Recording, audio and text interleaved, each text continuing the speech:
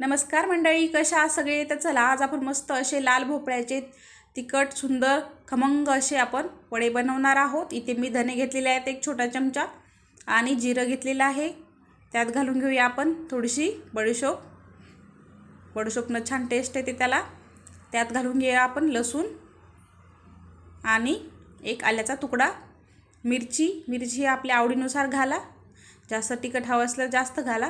तर चला हे वाटून घेतलेलं आहे बघा आपण। अजिबात यामध्ये एक थेंब पण पाणी घातलेलं नाही आपण। अशा प्रकारे आपल्याला वाटून घ्यायचं आहे।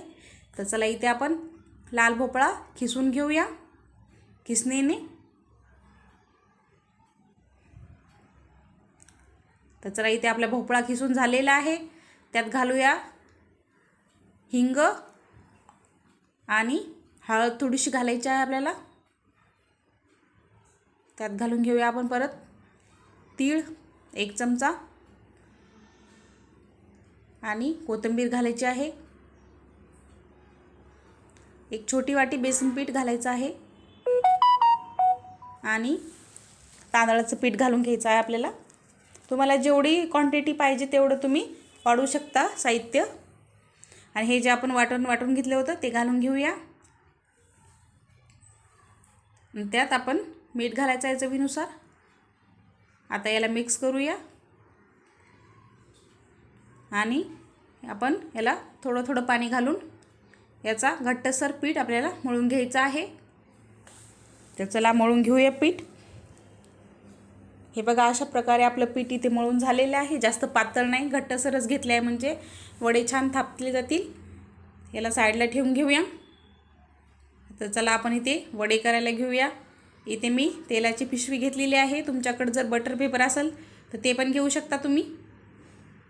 तर चला एक लिंबाच्या आकाराचा गोळा घेतलेला आहे मी। आता याला छान हाताला तेल लावून आपण थापून घेणार आहोत। हे बघा अशा प्रकारे आपण इथे वडा थापलेला आहे। हे बघा आता इथे मी कढईमध्ये तेल तापत ठेवलं होतं आधीच। आता आपण हे वडे टाकून घेऊया त्यामध्ये। याला छान असं आपण तळू द्यायचं आहे मस्त ब्राऊन कलर होईपर्यंत। बघा किती सुंदर असे वडे आपले फुगलेले आहेत आणि किती सुंदर असे पाताक्षणी खावेसे वाटणारे खमंग असे हे वडे लागतात। चला आपले वडे इथे रेडी झालेले आहेत। एरवी लाल भोपळा कोणाला खाऊ वाटत नाही, त्यामुळे असे वडे बनवून खायचे, आवडीनं खातील। ज्यांना आवडत नाही ते पण आवडीनं खातील। तर नक्की ट्राय करा ही रेसिपी आवडली असेल लाईक करा, शेअर करा, कमेंट करा, सबस्क्राईब करायला विसरू नका। धन्यवाद।